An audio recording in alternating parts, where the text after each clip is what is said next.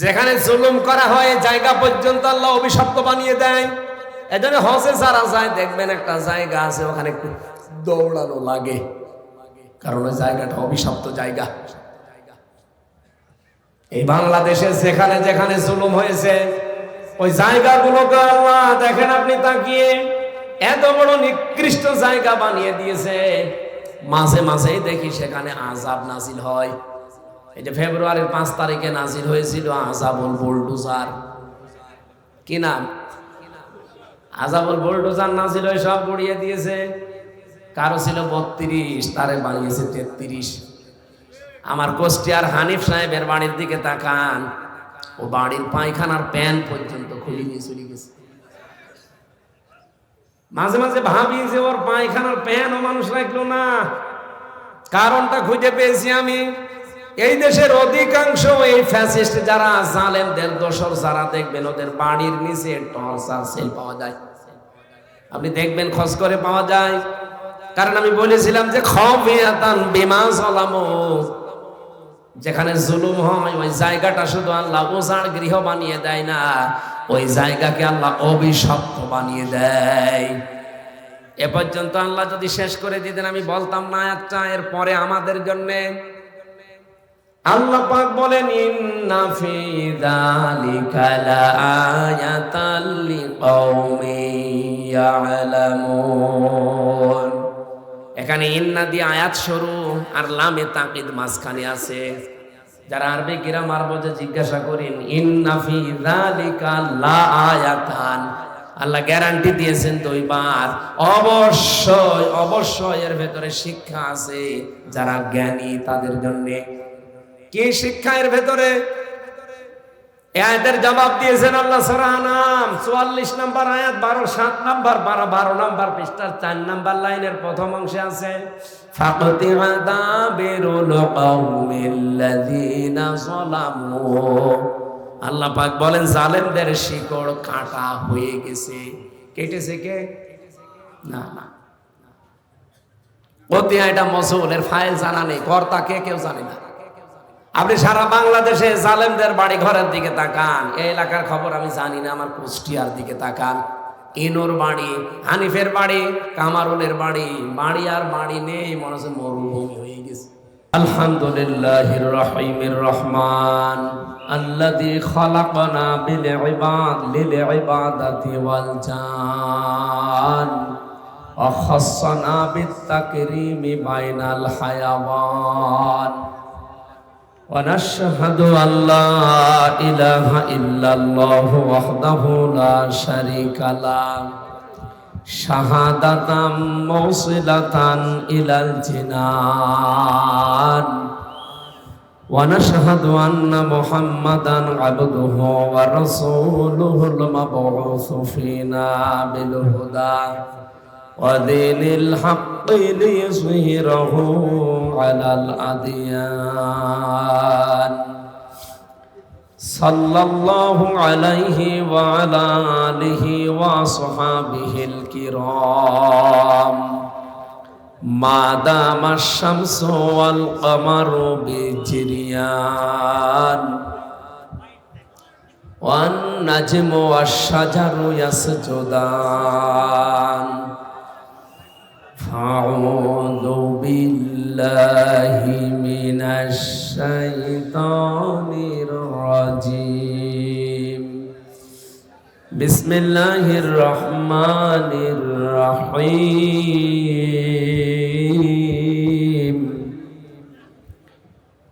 إن أولى الناس بإبراهيم الذين اتبعوه وهذا النبي والذين آمنوا والله ولي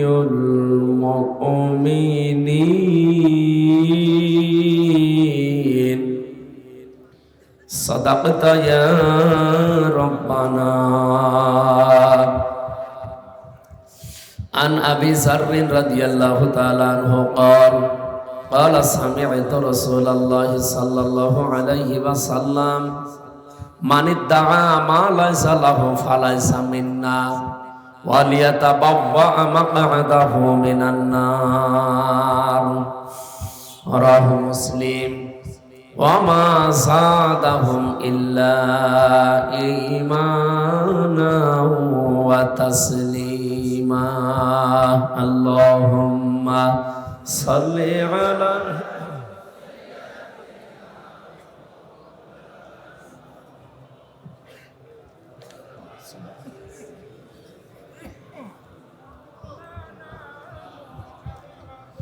আলহামদুলিল্লাহ। বাংলাদেশের ঐতিহ্যবাহী জেলা চট্টগ্রাম সাতকানিয়া থানার অন্তর্গত ভাগ কেরানীহাট প্রগতিশীল ইসলাম ব্যবসায়ী সমবায় সমিতি লিমিটেড কর্তৃক আয়োজিত ঐতিহাসিক তাফসিরুল কোরআন মাহফিল।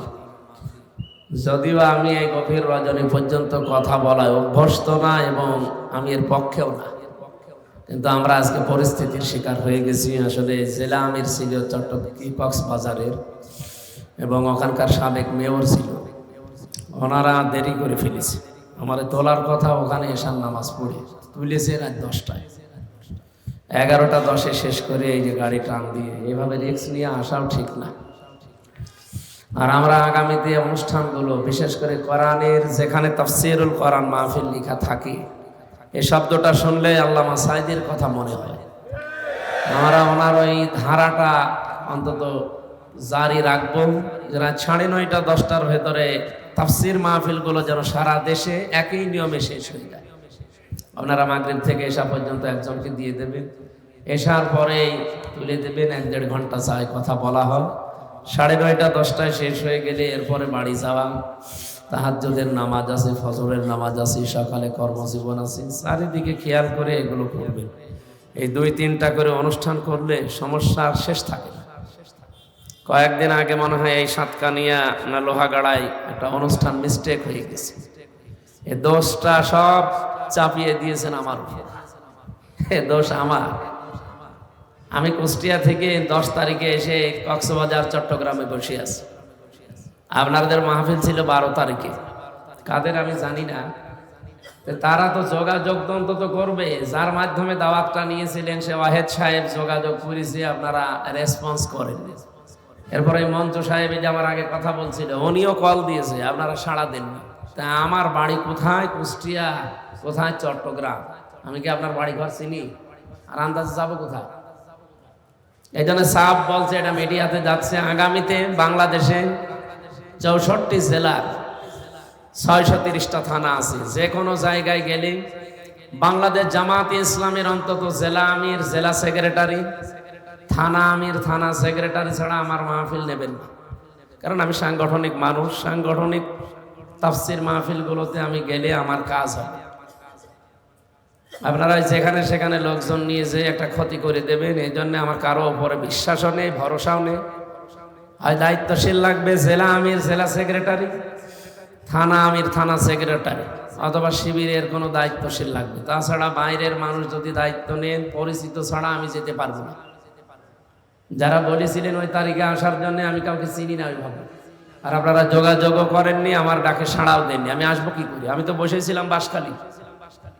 ওই যে কি মৌলানা জহিরুল ইসলাম, যিনি জামাতের এমপি দাঁড়াবেন, ওনার ওখানে বসেছিলাম, সেই ইসাহাক মাওলানা হুজুরের ওখানে। এখানে 1 ঘন্টা কথা বলে আমি ঠিক যেতে পারতাম, অথচ 10টা পোড়া আমার উপরে চাপিয়েছে। উনি আমাদের সাথে যোগাযোগ কালকেও ছিল, অথচ করে নাই। ডাহা মিথ্যা কথা আপনি ছড়িয়ে দিলেন। যে যে দোষ করে না তার উপরে ওই দোষ দিলে কি হয় আপনি 15.5 বছরে টের পাচ্ছেন। গত বছরে গতকালকের যে দিনটা গেল 14 এপ্রিল, 1 বৈশাখ, এই দিবসে বাংলাদেশে পথিতযশা যারা রাজনীতিবিদ, ইসলাম নিয়ে যারা রাজনীতি করে, যারা আলেম ওলামা, তাদেরকে ফ্যাসিস্ট যারা, স্বৈরাচার যারা, সন্ত্রাসী হিসাবে তামাম দুনিয়ায় যারা এখন পরিগণিত, তারা তাদের কার্টুন তৈরি করে 1 বৈশাখে দেখিয়েছিল। বিশেষ করে অধ্যাপক গোলাম আজম সাহেব। কি কথা বলেন না? আল্লামা দেলাওয়ার হোসাইন সাইদি রহমতুল্লাহ আলাইহি, মাওলানা মতিউর রহমান নিজামী, আব্দুল কাদের মোল্লা শহীদ, এই মানুষগুলোর কার্টুন তৈরি করে ব্যানার বানিয়ে আপনারা সারা দেশের মানুষকে দেখিয়েছেন যে এনারা এই ছিল। এক বছরও যেতে হয়নি, ঠিক তার পরের বছর এই দিনে হাসিনার কার্টুন বানিয়েছে, তাও রাক্ষসী কার্টুন, তামাম দুনিয়া দেখল না। এই জন্য যে যেই কাজ করে না তার উপরে ওই দোষটা চাপিয়ে দিলে কি হয়, এটা তো প্রমাণ পেয়েছি। এটা তো আগামী থেকে যেন এই সংস্কৃতি আর লালন না করে। আমরা এখনো পর্যন্ত অনেককে এটা দেখতে পাচ্ছি, যে যেই দোষ করে না আপনি তার উপরে দোষটা চাপিয়ে নিজেকে ভালো সাজে। ডক্টর শফিকুল ইসলাম মাসুদ হাফিজাহুল্লাহ, উনি স্মার্ট পাঞ্জাবি শপ, ওনার একটা গাড়ি আছে, আপনাদের এই কক্সবাজারে বাড়ি, নিয়ামতুল্লাহ। ওনার গাড়িতে উঠেছিল, ওনার সামনে লোগো ছিল, এরপরও কারা যেন ছড়িয়েছে যে উনি স্মার্ট কোম্পানির কাছ থেকে জামাত ইসলাম আর শিবির এরা টাকা খেয়ে যা তা করে বেড়াচ্ছে। তো এইরকম মিথ্যা কথা আপনি ছড়ান, এটা যে সামনের বছর আপনার গায়ে পড়বে। আমার কথা বোঝেন? এটা রেকর্ড হচ্ছে, সারা দুনিয়া যাচ্ছে এখন। আমায় ইয়াকসিব খাতিয়াতান আও ইসমান সুম্মা ইয়ারমি বিহি বারিয়ান ফাকাদ ইহতামালা বুহতানা ওয়া ইসমান মুবিনা। এটা সূরা নিসার 112 নম্বর আয়াতে আছে, 5 নম্বর পারা 15 নম্বর পৃষ্ঠা 10 নম্বর লাইনে আছে। বাংলাদেশে যত তাফসীর আছে আমারই প্রায় 42টার উপরে পড়া আছে, অন্তত সব না পড়লেও কিছু না কিছু আমি সাবজেক্ট আকারে পড়েছি। সবচাইতে বেশি পড়েছি ফি জিলালিল কোরআন আর তাফহিমুল কোরআন। জেলখানায় 3টা বছরে ওরা তোমার পড়তেও দিত না। একবার বই চাইলাম, বই নিয়ে এসে দিল বঙ্গবন্ধুর আত্মজীবনী। বই কি পড়বো? পরের সপ্তাহ হিন্দু কারারক্ষী দেবদুলাল, তো ও তো ও ছাড়া আর কি নিয়ে এসে দিল। পরের সপ্তাহে বললাম একটা ভালো বই দিয়ে নিয়ে এসেছে বঙ্গবন্ধুর চীন সফর। ভাই আপনি আর বই পান না? ঠিক আছে হুজুর, লাইব্রেরিতে আমি যে দেখি বঙ্গবন্ধু কর্নার, যা পাই নিয়ে আসে। পরের সপ্তাহে নিয়ে এসেছে বঙ্গবন্ধু ছেলেবেলা, ওই কার গাছের কাঁঠাল চুরি করেছে ওইসব। ও পড়ে আমি করবো কি? ওনারে বললাম আপনারা আসার দরকার নেই। একজন মুসলমান কারারক্ষী পেলাম, আশরাফুল, ওর নাম দেখেই বুঝলাম যে অন্তত কিছু না থাক হালকা ইমান আছে। বললাম যে ভাই আপনি এটিএম আজহারুল ইসলামের কাছে যে বলবেন যে হামজা পৌঁছেছে, আল্লাহর গোলাম আমারে 2টা তাফসীর পাঠিয়েছে, ফি জিলালিল কোরআন আর তাফহিমুল কোরআন। সবচাইতে বেশি ভালোবাসে যে 2টা, আল্লাহ মিলিয়েও দিয়েছে ওই 2টা। তো ওখানে আপনি ফি জিলালিল কোরআন এখানে পাবেন। সাজ্জাদ কুতুব রহমাতুল্লাহ আলাইহি উনি লিখেছেন, পৃথিবীতে যে যেই কাজ করে না ওই দোষ যদি কেউ তার উপরে চাপিয়ে তাকে কালার করতে চায়, তার সম্মান নষ্ট করতে চায়, যেই লোকটা এই কাজ করবে তাকে আল্লাহ ওই গুনাহ করাবে, এরপরে তার মরণ হবে। এটা হাসিনার ক্ষেত্রে যেটা 100 ভাগ কার্যকর। গত বছরে যা করেছিল পরের বছর আল্লাহ এখন ওরে রাক্ষস বানিয়ে দিয়েছে। এই জন্য আমরা যেন এই কাজ বন্ধ করি। আপনারা উল্টা পাল্টা মানুষকে ছড়ান যে ইসলামী ব্যাংক এরা ছিনতাই করেছে, দখল করে নিয়েছে। এত বড় মিথ্যা কথা বলতে পারেন? ব্যাংকই তো তাদের ব্যাংক তারা ফিরে পেয়েছে। আমি যে হাদিস পড়লাম না মুসলিম শরীফের, নবীজি বলেন মানিদ্দাগা মা লাইসা লাহু ফালাইসা মিন্না ওয়ালিয়াতাবাওয়া মাকআদাহু মিনান নার। এই পৃথিবীতে যে জিনিস তোমার না, জোর করে যদি ওটা দখলে নাও, আমি বিশ্বনবী বললাম 2টা জিনিস তোমার জীবনে ক্ষতি হয়ে যাবে। 1 নম্বরে ফালাইসা মিন্না, ওই দিন থেকে তুমি আমার আর উম্মত না। এটা আগস্টের 5 তারিখের পরে আমরা অনেককে নতুন ভাবে দেখলাম, যে জিনিস যার না দখল করে নিয়েছে। ঘাট দখল, বাজার দখল, মাঠ দখল, স্ট্যান্ড দখল, বিভিন্ন জিনিস দখলে নেয়। ওটাকে আপনার নাকি বেশি বলে ফেললাম? চট্টগ্রামে এখন হয়তো শুরু হয়নি, এগুলো কুষ্টিয়ায় চলছে। যে যেখানে পেয়েছে বাবা শাহজালাল সব হালাল, সব হালাল করে নিয়েছে। আরে ভাই ওই জিনিস কি আপনার? আপনি যে দখল করে নিলেন, আর আপনি নাম দেন যে ইসলামী ব্যাংক ওরা দখল করেছে। যার জিনিস সে নিয়েছে। ওই ঘাট কি আপনার ছিল? আপনি দখল করে নিলেন। ওই মাঠ কি আপনার ছিল, আপনি দখল করে নিলেন? এ বেবি স্ট্যান্ড আপনার ছিল, আপনি দখল করে নিলেন? এখানে যার জিনিস সে যদি নাই, ওটা দখল হয় না, সে তার অধিকার ফিরে পেয়েছে। আমরা চাই এই যে অধিকার এখনো পরিপূর্ণ আমরা যারা পাইনি, ওটা যেন তাকে ফেরত দেওয়া হয়। এই বাঙালিকে অনেকে হাইকোর্ট দেখাতে চায়। আজকে 15 তারিখ চলছে, আর মাত্র 1 সপ্তাহ পরে এটিএম আজহারুল ইসলামের কিন্তু রায় আছে। আমরা বারবার কিন্তু এটা বিভিন্ন আকার ইঙ্গিতে মুখের ভাষা দিয়ে বলেছি, 22 তারিখের পরে আর কোনো ভাষা দেওয়া হবে না। আমরা চাই তার অধিকার মুক্ত বাতাসে জীবনযাপন করা, তাকে যেন মুক্ত বাতাসে ফিরিয়ে দেওয়া হয়। অনেকে এখন প্রশ্ন তুলছে, না ওনার সাজা হয়ে গেছে, ওনারে জামিন দেওয়া। আরে ভাই, কি বলেন আপনি? হাসিনার বিচার কোনো বিচার? এটার প্রমাণ তো আমি নিজেই। 3 বছর যে জেল খেটে আসলাম, কেন খাটলাম আমি নিজেও জানি না। তো প্রত্যেকেই এরকমই। যারা এ কথা তুলেছেন যে ওনারে বিচার সাজা লেগে গেছে, দেওয়া যাবে না, তারেক জিয়ার 8 বছর সাজা লেগেছিল, তারে জামিন দিলেন কি করে? তারেক জিয়ার স্ত্রী ডাক্তার জোবাইদা রহমান, তার 3 বছর সাজা লেগেছিল, তারে দিলেন কি করে? ম্যাডাম খালেদা জিয়া, তার 6 বছর সাজা লেগেছিল, তারে মুক্তি দিলেন কি করে? আমরা চাই তারা মুক্তি পেয়েছে, আরো যারা ভেতর আছে মুক্তি পাক, কারণ হাসিনা অবৈধ, ওর সব মামলা অবৈধ। সুতরাং আমরা এই নিরপরাধ মানুষটার পক্ষে কথা বলি। অনেকে বলছে না, ও মুখের কথা বলে। কে বলেছে আপনাকে?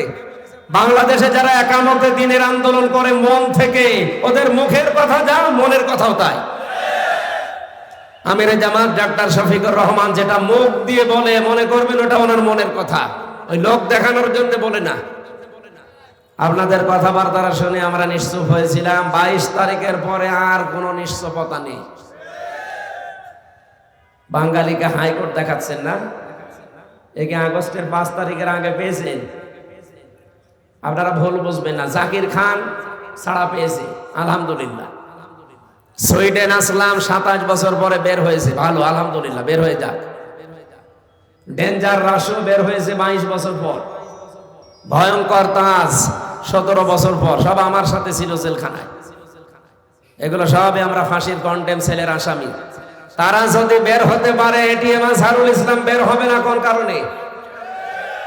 কোন আইন দেখতে চাই না এদেশে। আমরা চাই 22 তারিখে সে আমাদের সাথে এসে মুক্ত বাতাসে জীবনযাপন করবে। এটা চান কারা কারা? দেখে লিল্লাহে তাকবীর।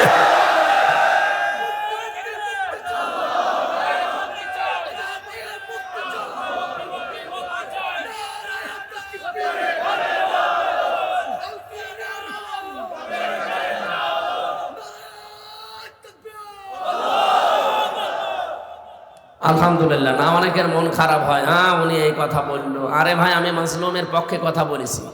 আপনার খারাপ লাগতে পারে, মাজলুমের পক্ষে যারা যায়, আল্লাহ নিজে তাদেরকে এমন জায়গায় পৌঁছে দেন। ব্যাঙের দিকে তাকান, হযরত ইব্রাহিম আলাইহিস সালাম মাজলুম ছিলেন, তার পক্ষে থেকে শুধু একটু পোশাক করেছিলেন, তার পোশাকও পাক হয়ে গেছে। এই কথা বলে না কেন? আর কাংলাস তার বিপক্ষে ছিল, জালেমের পক্ষে ছিল, এই জন্য তাকে মেরে ফেলতে পারলে 10টা নেকি হয়। ব্যাঙের মতো একটা এরকম ছোট্ট একটা জীবের পোশাক যদি পাক হয়ে যেতে পারে মাজলুমের পক্ষে থাকার কারণে, আমরা যারা সত্যি জেনে হোক না জেনে হোক, জ্ঞানে হোক অজ্ঞানে হোক, যারাই মাজলুম মানুষ, এটিএম আজহারুল ইসলামের পক্ষে দাঁড়িয়েছি, কথা বলি, আল্লাহর কসম, আল্লাহ আমাদের জীবনও পবিত্র করে দেবে। আমার তো অন্তত বিশ্বাস, আমার কাছ থেকে দেখা লোকটার যে ঈমান, তার যে আল্লাহর উপরে ভরসা, তার যে অ্যাক্টিভিটিস, আপনি তো দূর থেকে বুঝবেন না। এক চুল পরিমাণ ঈমান থেকে টলে নাই। আমার মাঝে মাঝে ডাকতো, হামজা দোয়া করবা আমি যেন এক চুল ঈমান থেকে বিচ্যুত না হোক। অথচ কত আলেমকে আমি নিজে দেখেছি, তারা আল্লাহর উপরে পর্যন্ত এশকাল করতো না, আর পারা যায় না। অথচ মাত্র 3 মাস 4 মাস, আর উনি 13 বছর আছে। মাজলুমের পক্ষে কথা বলবো না মানে?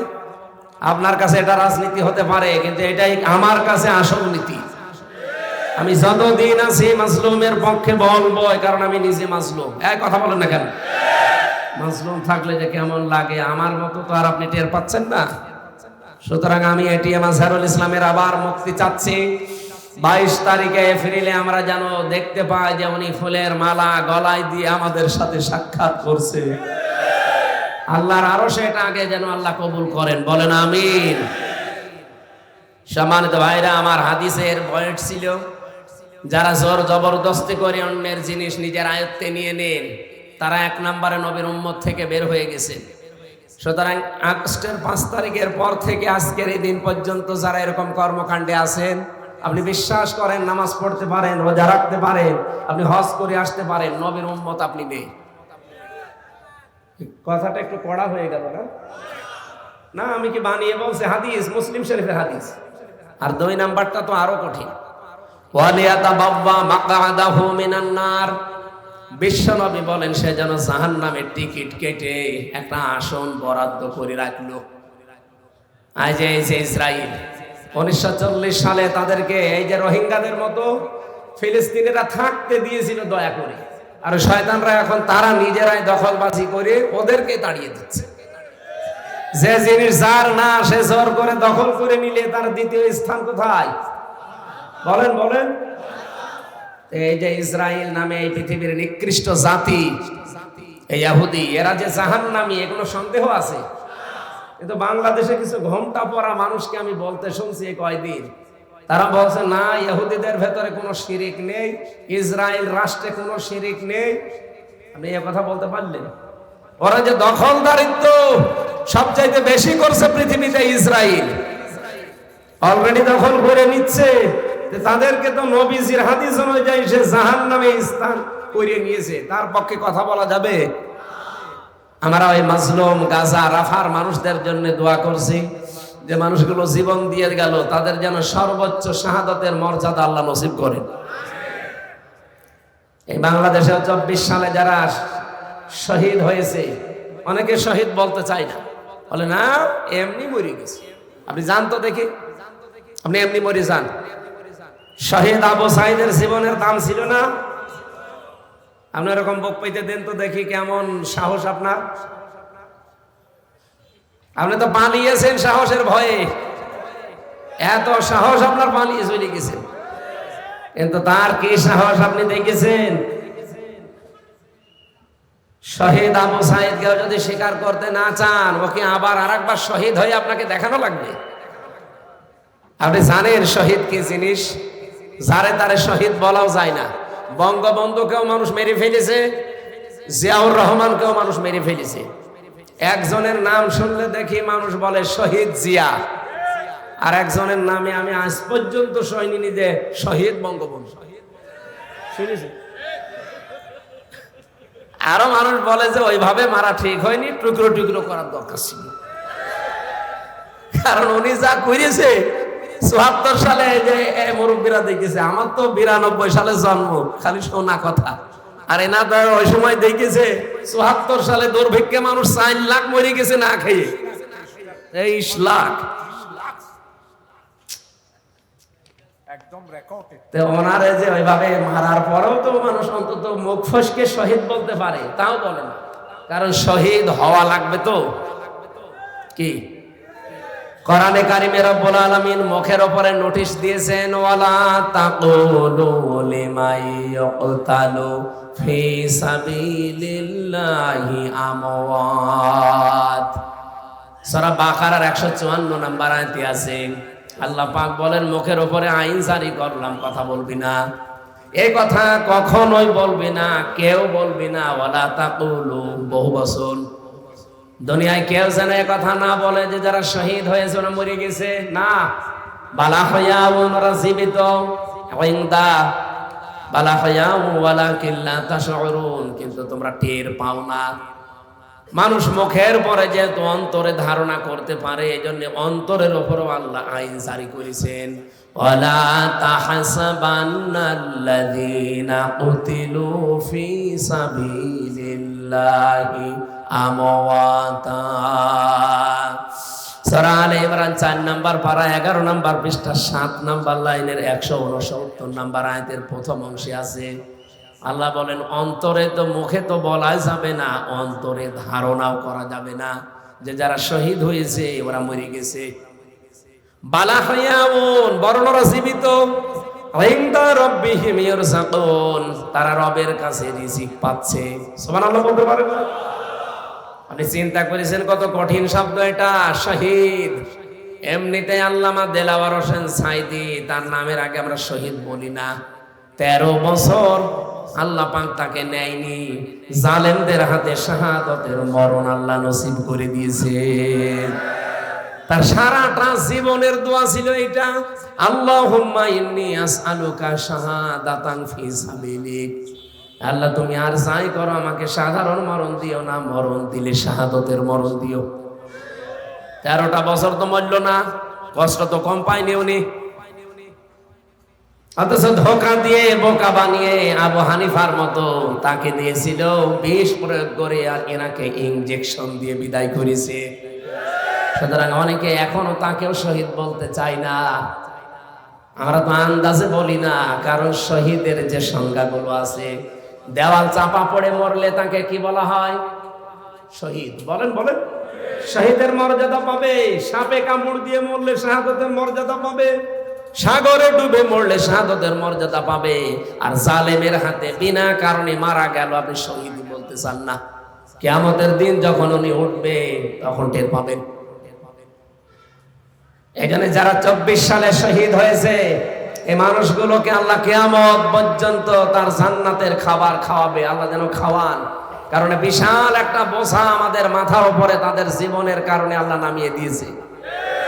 এই কথা বলেন। আর যারা শিকারি করতে চান না, সমন্বয়ককে সমরনায়ক বলে উড়িয়ে দেন। কি করেছেন এতদিন আপনি? বালির টিরাক তো লড়াতে পারেন না, বালির টিরাক লড়াতে পারে না, আর এদের জীবনের মূল্য দিতে চায় না। এ কয়েকজনকে দেখছি তারা খুব লাফালাফি করছে, বিশেষ করে কিশোরগঞ্জের ফজু পাগলা আর চাঁপাই নবাবগঞ্জের 2 চাঁপাবাজ আছে স্বামী স্ত্রী। এদের কোনো কাজ নেই, এদের কাজই শুধু জামাত ইসলাম আর শিবির। আমার মনে হয় ঘুম থেকে উঠে এই স্বপ্ন দেখি। কয়েকদিন আগে পাবনা গিয়েছিলাম, যে দেখে পাগল আর বেশি নেই, সব বের হয়ে চলে গেছে। আমার মনে হয় এইগুলোকে ভরা দরকার, এগুলো ওখানে ভর্তি করে এত বড় বড় ইনজেকশন দেওয়া লাগবে, তখন টের পাবে যে কি হচ্ছে।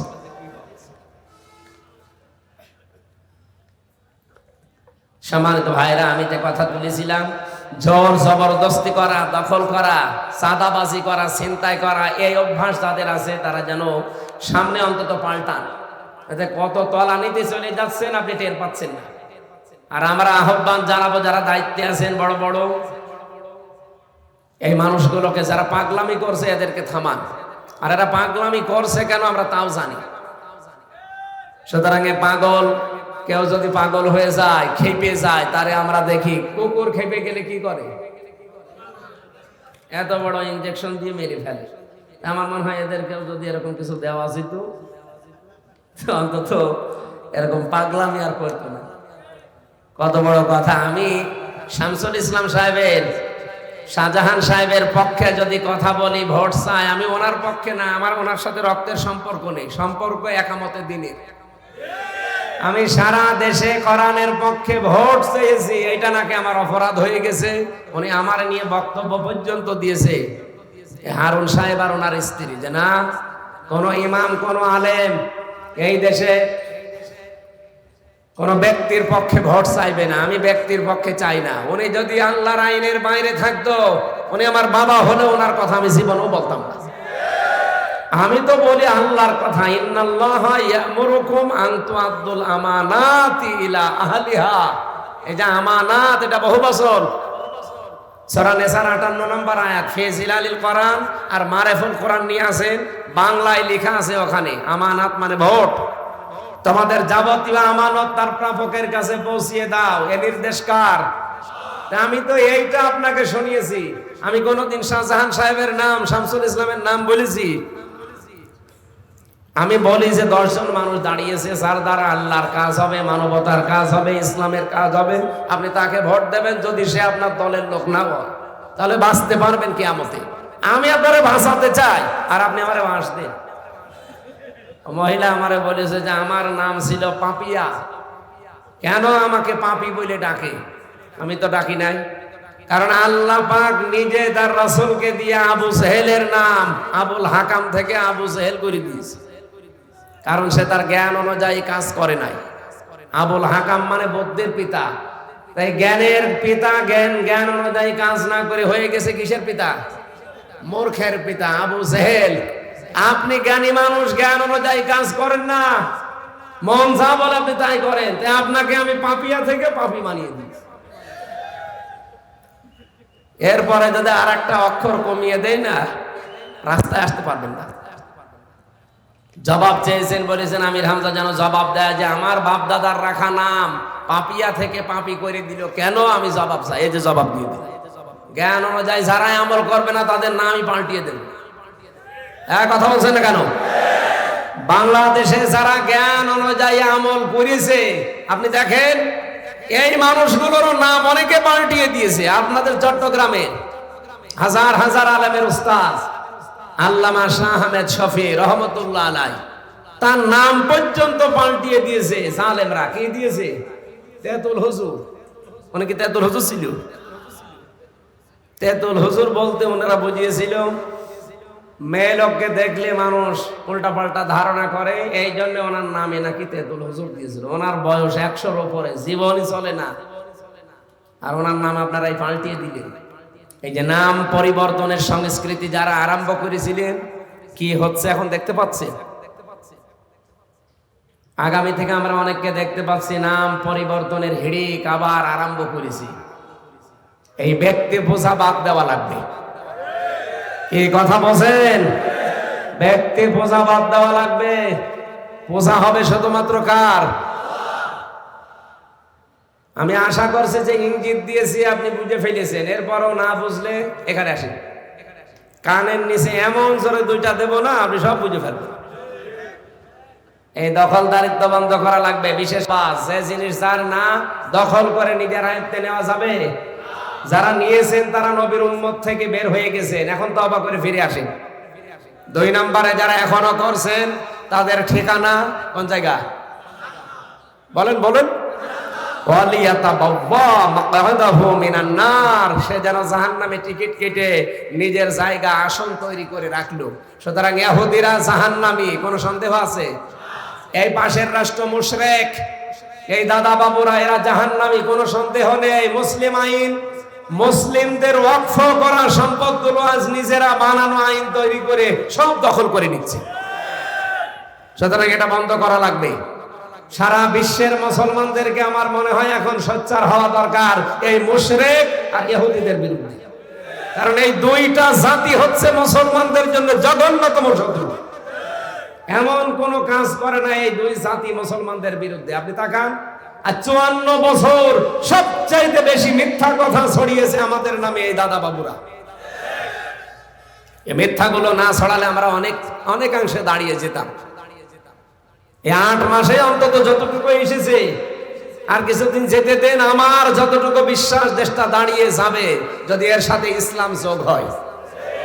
কথা বলেন না কেন?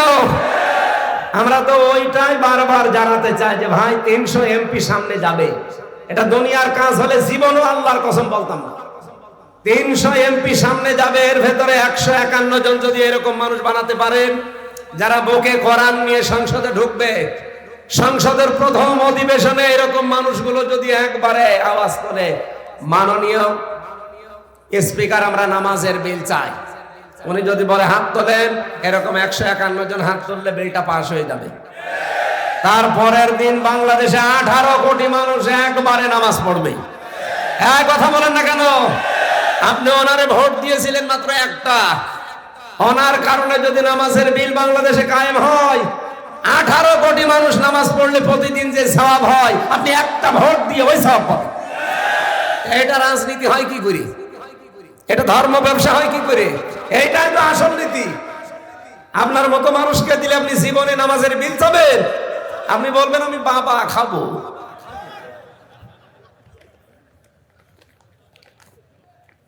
যারা নিষেধ এইভাবে করেছেন, পাগলকে যদি বলা হয় যে শাঁখো নাড়াবি না, ও বলবে আমার মনে ছিল না।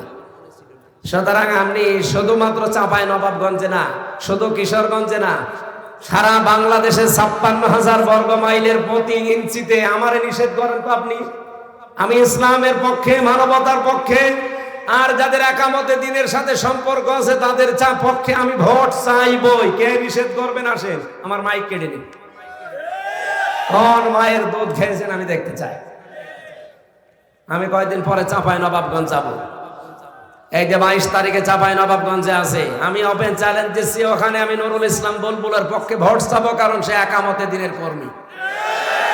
উনি যদি অন্য দলের কর্মী হয়তো আমি জীবনও ভোট চাইতাম না। আমি চাই কারণ একামতে দিনের কর্মী সে একজন। কথা বলেন না কেন? আমি এই লোকটার পক্ষে কথা বলছি কারণ সে একামতে দিনের কর্মী। উনি যদি নৌকা মার্কা নিয়ে দাঁড়ায়,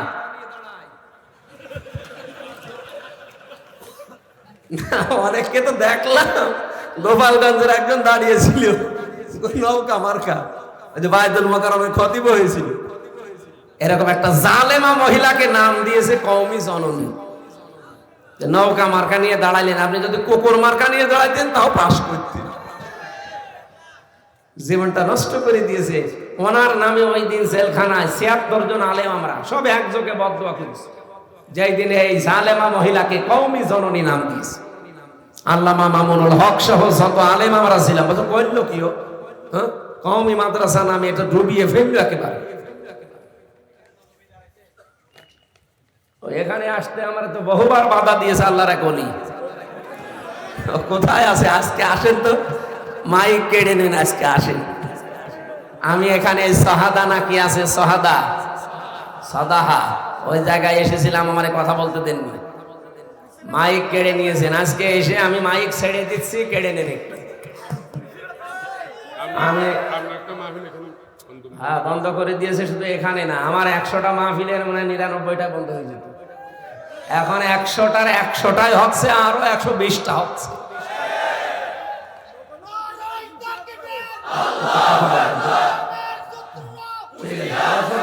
পালিয়েছে আর সত্যি। কিন্তু আজকে একটু দেখলাম কয়েকজন যেন বের হয়েছে, আবার আপাকে নিয়ে আসতে চাচ্ছে।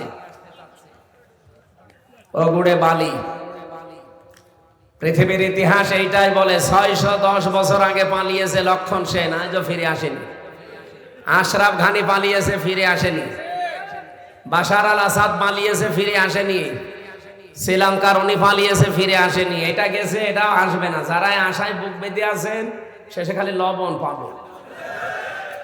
আপনাদের জেলায় তো লবণ হয় দেখলাম, কয়েকদিন আগে আমার এক জায়গায় নিয়ে গেছিল, শুধু লবণ। এদের আশা বাদ দেন ভাই, আমরা আসেন শুধু 14 দল বাদ দিয়ে যারা আছি, অন্তত দেশটা চলছে যেভাবে এর সাথে শুধু কোরআনকে যোগ করে দেন, এরকম 151 জন মানুষ বানিয়ে দেন, এই দেশে ইসলাম কায়েম হয়ে যাবে ইনশাআল্লাহ। আন্তর্জাতিক যত রকমের ষড়যন্ত্র আছে, দেশের মুসলমানেরা তাদের ঈমান দিয়ে মোকাবেলা করতে পারবে ইনশাআল্লাহ। জীবনে তো বহু কিছুই দেখলাম, আমার এই ছোট্ট জীবন আমি কম দেখি নাই। আমি শুধু শুনেছি আর দেখেছি। বাবা চালিয়েছিল, শুনলেন না? স্বামী চালিয়েছিল, চাচা চালিয়েছে, 9 বছর 10 বছর জেল খেটেছে। স্বামী চালিয়েছে, আপা চালিয়েছে, ববু চালিয়েছে, ভাবিও চালিয়েছে। শুধু এখন বাকি আছে কোরআন শরীফ দিয়ে দেশটা চললে কেমন দেখা যায়। এটা একটু দেখতে চান না? আর একটু মনেও লাগে না যে দেখি কেমন লাগে? এটা এবার দেখা লাগবে ইনশাআল্লাহ। আলহামদুলিল্লাহ, আমরা বিশ্বাস এবার আল্লাহ দেবে। আর এবার যদি ভুল হয় না, 100 বছরের সুযোগ আল্লাহ আর দেবে না, কারণ বারবার আল্লাহ সুযোগ দেয় না। এই জন্য বারবার বলছে যে এরকম মানুষ 151 জন পাঠিয়ে দিন, দেখেন দুনিয়া মিনি জান্নাত হয়ে যাবে বাংলাদেশটা। জান্নাত তো দেখেননি, দেখতে পারবেন যে জান্নাত কেমন হয়, এটা মিনি জান্নাত হয়ে যাবে ইনশাআল্লাহ। কারণ এনাদের রেকর্ড অন্তত আছে, মাওলানা মতিয়ার রহমান নিজামী মন্ত্রিত্ব চালিয়ে 36 টাকা ফেরত দিয়েছে। সেসব অনুসারী না? এক কথা বলেন না কেন? আর আমরা এই চট্টগ্রামের একজনকে চিনি, সে 620টা বাড়ি বানিয়েছে। কয়েকদিন আগে আমি ছিলাম মালয়েশিয়া, সিঙ্গাপুর, থাইল্যান্ড ঘুরছিলাম। তো হোটেলে উঠতাম, তো যে হোটেলে উঠি দেখে নিচে বসে 2 জন চা খাচ্ছে। কি গো এখানে? হুজুর আমরা আগে পালিয়েছি। পালাবেন কেন? আপনার না 620টা বাড়ি, একটা বাড়িতে তো থাকতে পারেন না। আমার মনে হয় 8 মাস থাকলে ও আরো 100টা বাড়ি বানাইতো। চট্টগ্রামে বাড়ি না আনোয়ারা, যাই চট্টগ্রাম জানি আমরা, কত বাড়ি লাগে আপনার। আমার একটা বাড়ি কুষ্টিয়ায়, বাবার বাড়ি, তাই আমি থাকতে পারি না। আর হাসিনা তো 3 বছর থাকতেও দেয়নি, রেখেছে একেবারে সেই ফাঁসির কন্ডেম সেলের ভেতরে। আর আপনার 620টা বাড়ি। মানুষের জীবনে কি বুঝি না, কি চিন্তা ভাবনা করে এরা। এক এক বাড়িতে যদি 2 বছর করে থাকে, তাও তো 620টা বাড়ি, কত বছর লাগবে? 1240 বছর।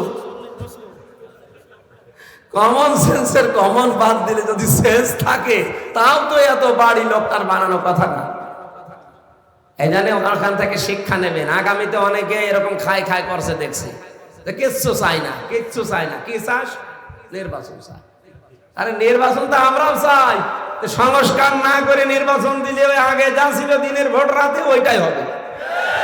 কারণ চট্টগ্রামের ডিসি গেছে কুষ্টিয়ায়, কুষ্টিয়ার ডিসি এসেছে কুমিল্লায়, কুমিল্লাটা গেছে কুড়িগ্রাম। জিনিস তো একই আছে, খালি চেয়ার পাল্টিয়েছে। আমরা যাই 1628 জন মানুষ এদেশের দায়িত্বে ছিল, একটাও যেন চেয়ারে না থাকে। প্রত্যেককে পাল্টানো লাগবে। ওখান থেকে পাঠিয়ে যারা এই বৈষম্যের শিকার ছিল তাদেরকে ওখানে বসান। নির্বাচন 5 দিন পরে না, কালকেই দেন, আমরা রাজি আছি। এই কথা বলেন। আর এটা না করে আবার দিয়ে দেবেন, ওই দিনের ভোট আবার রাতে হয়ে যাবে।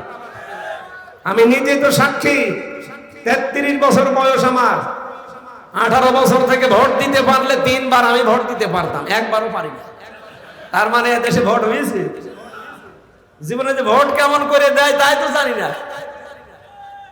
এত বড় অধিকার থেকে বঞ্চিত করে আবার ওই ষড়যন্ত্রে যারা মেতে উঠতে চাচ্ছেন না, এটা আর দেশের মানুষ ওইভাবে করতে দেবে না। অনেকে বলছে এটা জামাত ইসলামের কথা, শিবিরের কথা। কে বলিস আপনাকে? আপনি জরিপ চালান। এই যে কয়েকদিন আগে জরিপ বের হয়েছিল, বাংলাদেশের এখন 100 জনের 77 জন মানুষ বলছে যে আমরা সংস্কার না করে নির্বাচন চাই না। আর যারা বলছে ওরা ওই খাই খাই পার্টি। একটা উপন্যাস পড়েছিলাম, স্ত্রীর বাসর রাতে বসে আছে, দাদি শাশুড়ি বলছে, এই বৌমা কি করবো আমি জানি না, আমার কিন্তু পুতি চাই। বলছে, দাদি শাশুড়ি আপনি আমার একটু সময় দেবেন না? শাশুড়ি এসে বলছে, বৌমা আমার কিন্তু নাতি চাই।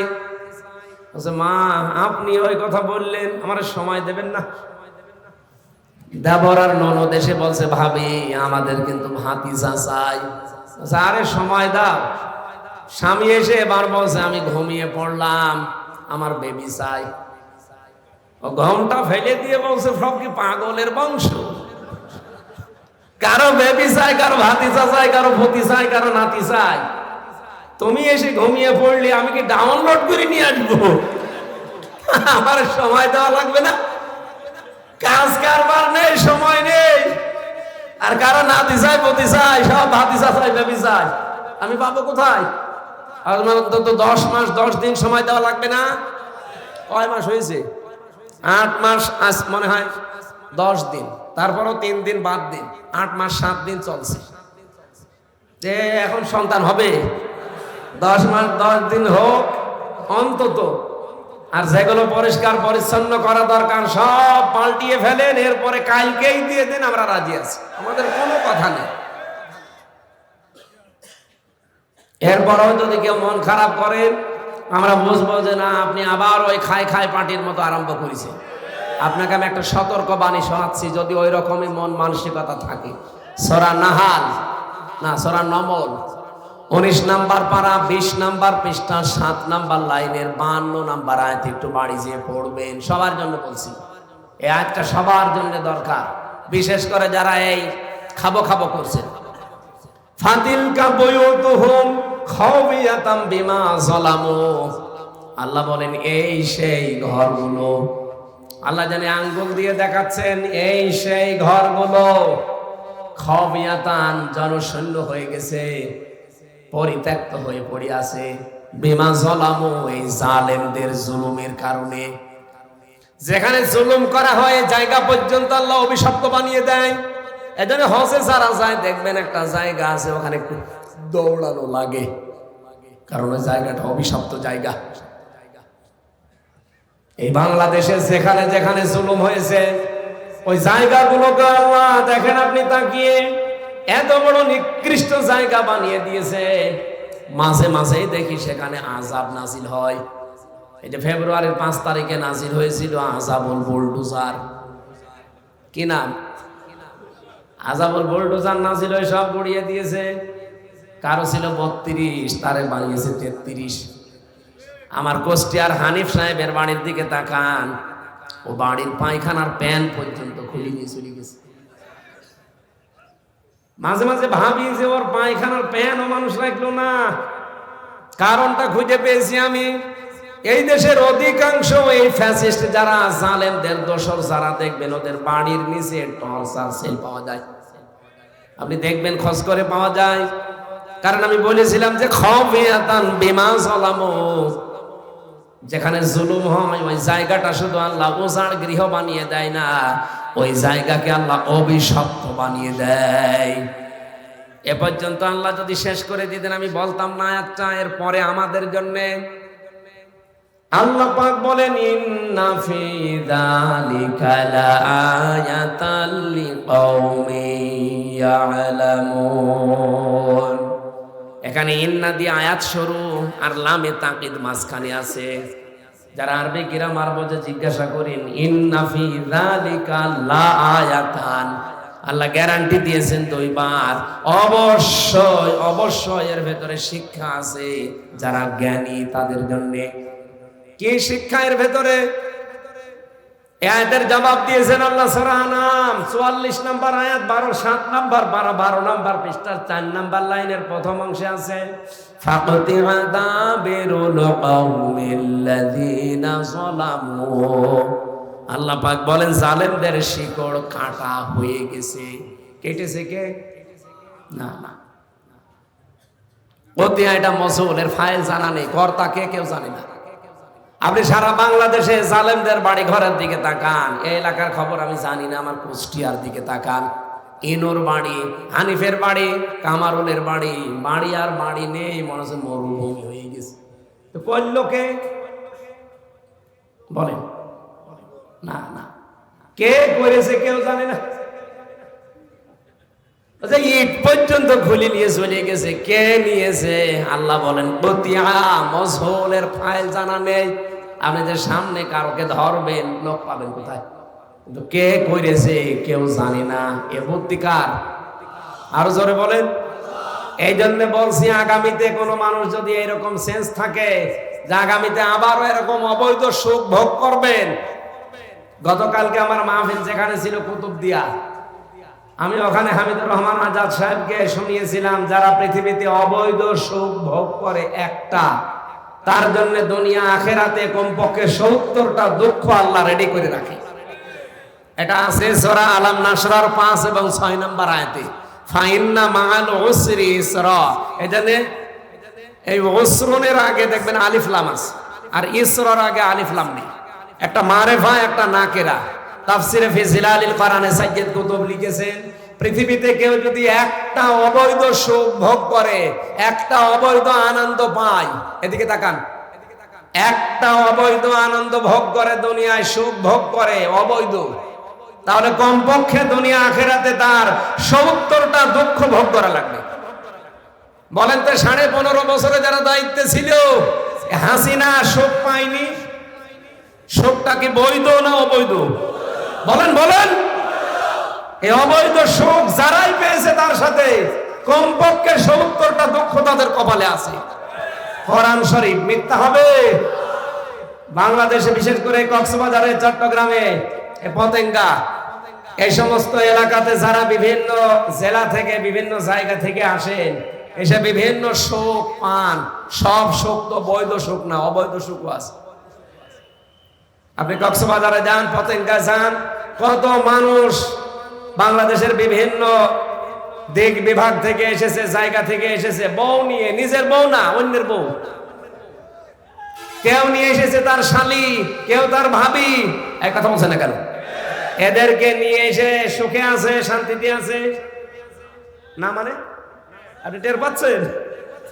এরাও সুখে আছে, শান্তিতে আছে। আপনি কক্সবাজারে রেট দেন, হাজার হাজার লক্ষ লক্ষ পাবেন, এরকম সুখে আছে। এই সুখটা কি বৈধ না অবৈধ? মুরব্বী আছে, এই জন্য নিচে নামতে পারছি না। এই অবৈধ সুখে যারা আছেন, কমপক্ষে দুনিয়া আখিরাতে 70টা দুঃখ ভোগ করা লাগবে। সুতরাং আওয়াজ যদি শুনতে পান মিডিয়ার মাধ্যমে, তাড়াতাড়ি ওই লোকের মেয়ে, লোকের বউ, লোকের ভাবি তাড়াতাড়ি দিয়ে আসুন। আমি কি বেশি করে ফেললাম? এরকম সুখ অনেকে পাচ্ছে না।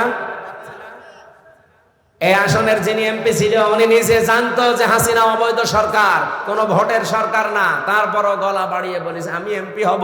হয়েছে, হয়ে কি বসেছিল? 15.5 বছরে অনেক সুখ সে পেয়েছে, অনেক শান্তি পেয়েছে। এই কথা বলছে না কেন? এই শান্তি, এই সুখগুলো কি বৈধ না অবৈধ? আরো জোরে বলেন। এক একটা অবৈধ সুখের জন্য দুঃখ আসবে কয়টা? 70টা। তাহলে 15.5 বছরে যদি 50টা সুখ পাই, বলেন এক একটা সুখে যদি 70টা হয়, 50টা সুখ যারা পেয়েছে কত? 3,500। 3,500 দুঃখ দুনিয়া আখিরাতে মিলে আল্লাহ তাকে ভোগ করাবে, এরপরে বুবু চট করে আসবে। আর আমার মনে হয় 3,500 দুঃখ ভোগ করতে গেলে ও বুবু খবরে চলে যাবে। কথা বলেন না কেন? আল্লাহ, আমরা অবৈধ সুখ এভাবে আর পেতে চাই না। আমরা সুখ যদি পেতে চাই, বৈধ সুখ পেতে চাই।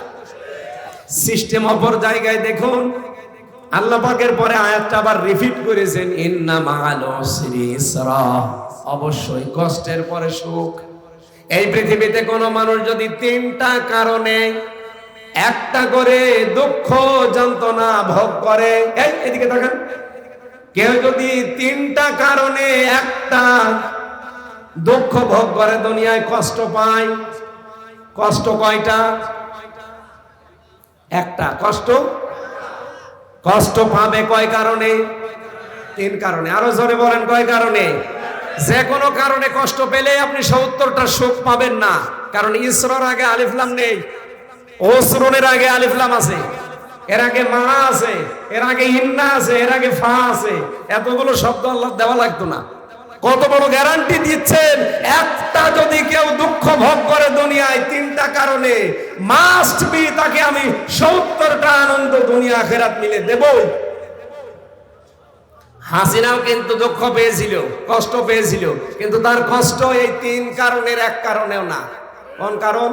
1 নম্বরে আপনাকে কষ্ট যদি পাওয়া লাগে আল্লাহর কারণে, 2 নম্বরে রাসূলুল্লাহর কারণে, 3 নম্বরে মানবতার কারণে। এই 3 কারণে যদি দুনিয়ায় কষ্ট পেয়ে থাকেন, একটা সুখ পাবেন কয়টা? বলেন বলেন। আমরা যারা 15.5 বছরে অন্তত 10টা কষ্ট পেয়েছি, আমি তো নিজে প্রতিদিন এক একদিন আমার জেলখানায় মনে হতো যে 1 বছর করে যাচ্ছে। কারণ সে কষ্টে ওরা রেখেছিল আমারে, খাবার দাবারও দিত না। আর আমার শরীরের মাথা চুল থেকে শুরু করে পায়ের তালু পর্যন্ত এমন কোন 1 ইঞ্চি জায়গাও বাকি নেই যেখানে জালেমরা টর্চার করে নাই। এই জন্য আমি বসতেও পারি না, যে কাঠের চেয়ারে, একটু পরে ব্যথা হয়ে যায় পেছনে। শরীরে আমার কিছু রেখেছে, সব শেষ করে দিয়েছে। যে এক একটা দিন আমার 1 বছরের মতো কষ্ট দিলেন আপনারা। যোগাযোগ বিচ্ছিন্ন করে দিয়েছিল পুরাটা। বাইরে কে আছে না আছে আমি জানতামই না। আমার দাদা মরে গেছে আমি জানি না, আমার নানি মারা গেছে আমি জানি না, আমার চাচাতো ভাই মরেছে জানি না, এক শালা মরেছে জানি না। বাইরে এসে শুনলাম ওরা আর কেউ নেই, অথচ কি আমার জানায়ও নি। এত কঠিন অবস্থায় রেখেছিল, আমি কষ্ট পাইনি? বলেন বলেন। আর এক একটা কষ্ট যদি কেউ আল্লাহর জন্য, রসুলের জন্য, মানবতার জন্য পায়, একটা কষ্টের জন্য কমপক্ষে শান্তি আল্লাহ দুনিয়া আখিরাত মিলে কয়টা দেবে? এই জন্য সামনে ইসলামের শুভ দিন। আমরা যারা ইসলামপন্থী, বিশেষ করে আল্লাহর জন্য যারা কষ্ট পেয়েছি, রাসূলুল্লাহর জন্য যারা কষ্ট পেয়েছি, মানবতার জন্য যারা কষ্ট পেয়েছি, এক একটা কষ্টের জন্য, দুঃখের জন্য 70টা সুখ শান্তি আল্লাহ অপেক্ষা করাচ্ছে। আর বাংলাদেশে আমরা ওই দিন সবচাইতে বড় সুখী হব যেদিন দেখব যে এইটা দিয়ে 56,000 বর্গ মাইল চলছে। ওই দিন সবচাইতে বড় খুশি হব না? ওইটা দেখার আশায় আছি। আল্লাহ তুমি যাই করো অন্তত এইটা দেখার তৌফিক দিও, তারপরে মরণ দিও, যেন দেখে মরতে পারি যে বাংলাদেশের 56,000 বর্গ মাইল পুরাটা আল্লাহর এই কালামের 500 আইন দিয়ে চলছে। আর এইটার জন্য এই মানুষগুলো লাগবে। খুব বেশি না, মাত্র 151 জন আমরা এবার পাঠাতে পারবো না ইনশাল্লাহ। সারা দেশ থেকে, সারা দেশের মানুষকে আহ্বান জানাচ্ছি, কথা মেনে নেন, ভাগ্য খুলে যাবে। আলাল আখিরাতু খায়রুল লাকা মিনাল উলা। হে নবী, আপনার আগের চাইতে পরে ভালো। তার মানে আগে যাই গেছে গেছে, সামনে আমাদের শুভ দিন। কথা বলেন না কেন? বলেন বলেন। ওয়ালা সাউফা ইউতিকা রাব্বুকা ফাতারদা। এখানে লাম দিয়েছেন, সাউফা দিয়েছেন। আল্লাহ বলেন অবশ্যই, অতি শীঘ্রই আপনাকে আমি এমন কিছু দেব যাতে আপনি খুশি না হয়ে পারবেন না। সুতরাং সেই দিবস, সেই দিন দেখার আশায় আছি, খুব বড় আশা নিয়ে বসে আছি। আল্লাহ আমাদের আশা অবশ্যই পূরণ করবেন ইনশাআল্লাহ। সূরা আলে ইমরান থেকে আপনারা জানেন, যেহেতু প্যালেস্টাইন, ফিলিস্তিন, ইব্রাহিম, মূসা, এই সংক্রান্ত আয়াতগুলো এখন আমি কোরআন থেকে পড়ি বেশি। আজকে তেলাওয়াত করেছি সূরা আলে ইমরানের 68 নম্বর আয়াত। আপনারা বাড়ি চলে যাবেন নাকি? এখন তো বাড়ি চলে যাওয়ারও দরকার। এখন যদি তাফসীর শুরু করি, যে ঘুমাবো কখন? আমার ভাইরা আর আছে না মাহফিল এলাকায়? প্যারেড ময়দানে আছে, প্যারেড ময়দানে আগামীতে আবার প্যারেড ময়দানে। এখানে চুনতি কোথায়? ওই চুনতি শুনলাম যে 19 দিন ব্যাপী একটা অনুষ্ঠান হয়। 18তম দিনে আমারে কল দিয়েছিল যে 18তম দিনে আপনি থাকবেন। কত দূর এখান থেকে? ওই যে 20 কিলো। এত দূর থেকে মানুষ যাবে তো আবার ওই জায়গায় যদি আসি ইনশাল্লাহ, কথা মন খুলে করে। এশার পরে তুলে দেয় নাকি শুনলাম? এশার পরে উঠবো একেবারে, যতক্ষণ পারি গলায় পোলায় ততক্ষণ চালাবো ইনশাল্লাহ।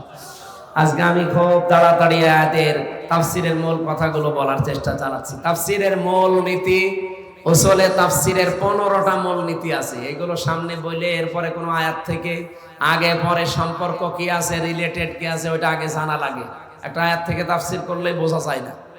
আজকে যে আয়াত পড়েছি, এর আগে আল্লাহ ইব্রাহিম নবী আলাইহিস সালামের পরিচয় তুলে ধরেছেন পৃথিবীর মানুষের সামনে। মা কানা ইব্রাহিম ইয়াহুদিয়্যা ওয়ালা নাসরানিয়্যা ওয়ালাকিন কানা হানিফাম মুসলিমা ওয়া মা কানা মিনাল মুশরিকিন।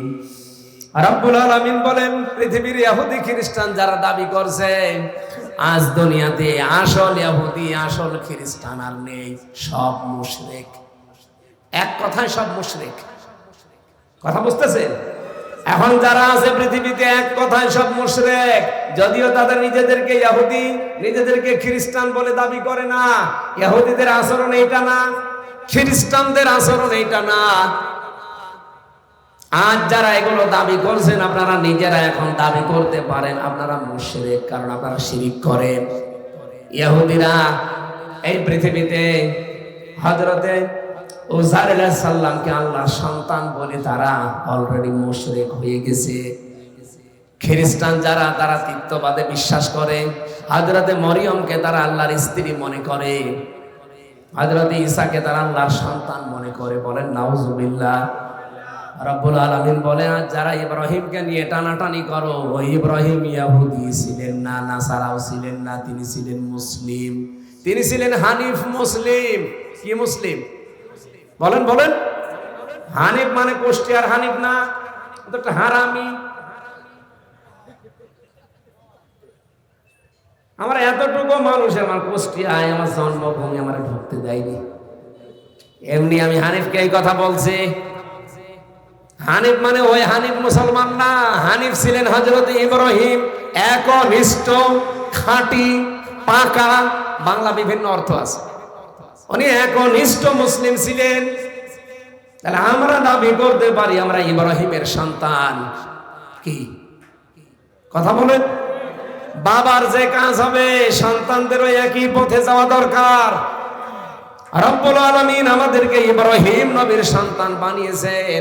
ঘোষণাও দিয়েছেন মিল্লাতা আবিকুম ইব্রাহিম হুয়া সাম্মাকুমুল মুসলিমিন। তোমাদের জাতির পিতা ইব্রাহিম, তিনি তোমাদের নাম মুসলমান রেখেছেন। বাবা হিসাবে এখানে প্রায় আমি 11টা দায়িত্ব পেয়েছি। কেউ যদি বাবা হতে চায় কমপক্ষে তার 11টা দায়িত্ব দুনিয়ায় পালন করা লাগে। আমাদের যিনি জাতির পিতা উনি 11টাই পালন করেছেন। সুবহানাল্লাহ বলতে পারেন না? আর আমরা এমন মানুষকে জাতির পিতা মনে করি বা বানিয়ে দেই, 11টার একটা দায়িত্ব পালন করে নাই। 11টার প্রথম দায়িত্ব হচ্ছে বাবা হিসাবে সন্তানের নাম রাখা। উনি আমাদের নাম রেখেছেন মুসলমান, মুসলিম। এখানে হুয়ার ফাইল দুইটা, হয় আল্লাহ নিজে না ইব্রাহিম আলাইহিস সালাম। আল্লাহ পাক নিজেও রাখতে পারেন আমাদের নাম মুসলিম, অথবা আমাদের বাবা ইব্রাহিম আমাদের নাম রাখতে পারেন কি? আরো জোরে বলেন। তিনি আমাদের বাবা হিসাবে নাম রাখলেন মুসলিম। এই দেশে কত বাবা আছে নাম সন্তানের এমন রাখে যেটা উচ্চারণ করা ঠিক না।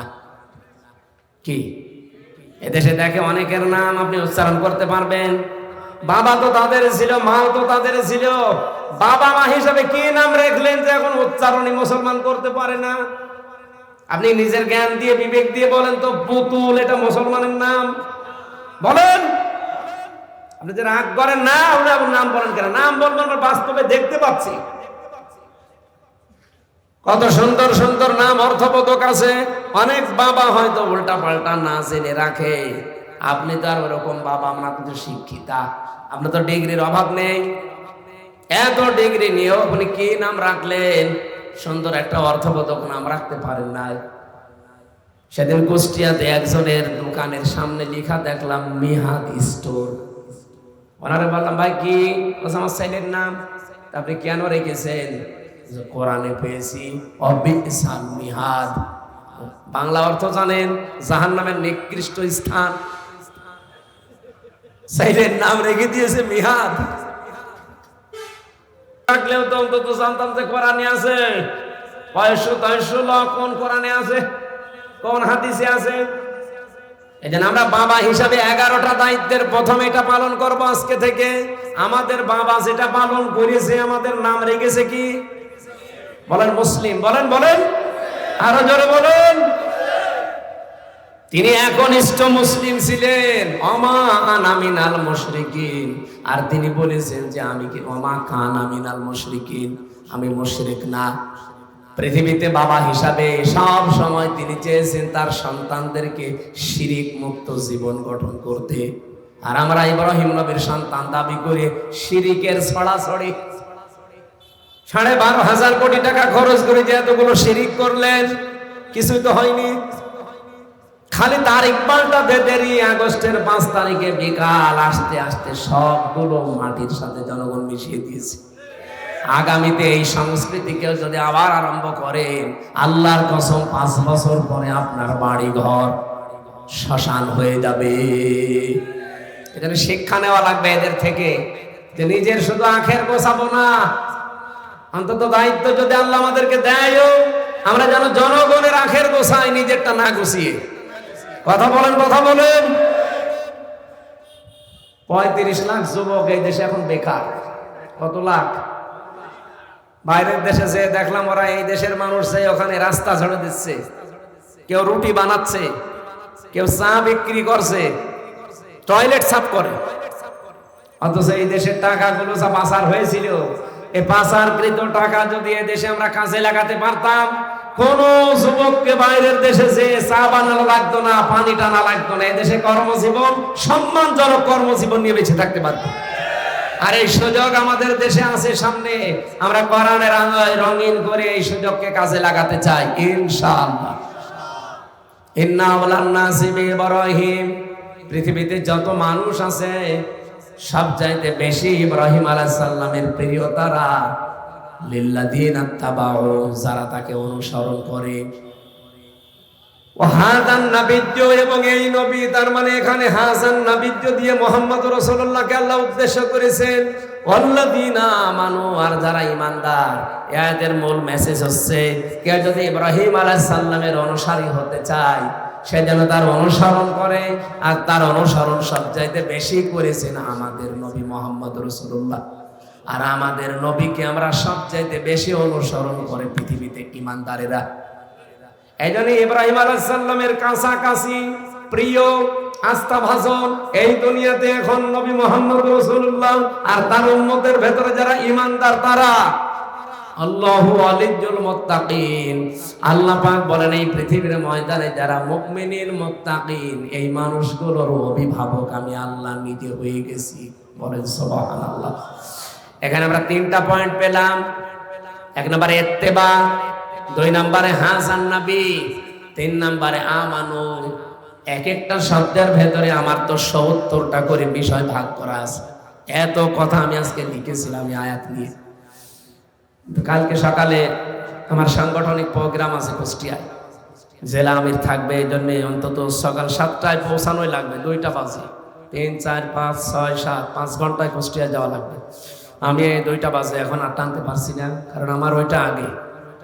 আপনারা জানেন আমি অক্টোবরের 13 তারিখে শপথ নিয়েছি। এই হিসাবে ওখান থেকে সাংগঠনিক কাজগুলো আগে অন্তত অগ্রাধিকার দেওয়া লাগে, এরপরে আমার এটা। জেলা আমির বারবার কল দিয়েছে যে 7টার ভেতরে পুরা জেলার যারা দায়িত্বে আছে সবাই আসবে, তোমার আশা লাগবে। আমি ক্ষমা চেয়ে নিচ্ছি আজকে। এখানে 11টা থেকে বসতে পারলে আমি আলোচনা আরো বিস্তারিত কথা বলতে পারতাম। এখানে যে ৭০টা পয়েন্ট ছিল, আমরা আগামীতে চুনতি যদি আসি দেখবো, অথবা আশপাশে কোনো জায়গায় বড় বড় জায়গায় নিয়ে আসবেন, কথা বলবেন ইনশাআল্লাহ। আমি আবার ওই কথা স্মরণ করাচ্ছি, ভাই ভুল বুঝবেন না। আমি ওই দাওয়াতের ব্যাপারে জানতাম না, আর জানলেও আমার সাথে ওরা যোগাযোগ করে নাই। আমি নিজে মনসু ভাইকে দিয়ে, ওয়াহেদ ভাইকে দিয়ে বলেছিলাম আসরের পর থেকে যেহেতু কল লাগান। ওনারা কল দিয়েছে, কমিটি ধরে নাই। এখানে আমার দোষ নাই, একতরফা কথা শুনি আপনারা দোষ দিয়েছে। এই জন্য বলছি আগামী থেকে সারা বাংলাদেশের যেখানেই নিয়ে যাবেন আমির হামজা নামে এই মানুষটাকে, জেলা আমির জেলা সেক্রেটারি, থানা আমির থানা সেক্রেটারিকে বলে রাখবেন, অথবা রাজনৈতিক কোন দলের যারা দায়িত্বশীল তাদেরকে বলবেন। ওই ছোটখাটো যার তার কথায় যে আমি পারবো না। আল্লাহ রাব্বুল আলামিন আমাদের আজকের আয়াতটা জীবনে আমল করার তৌফিক দিন। আল্লাহুম্মা আমিন।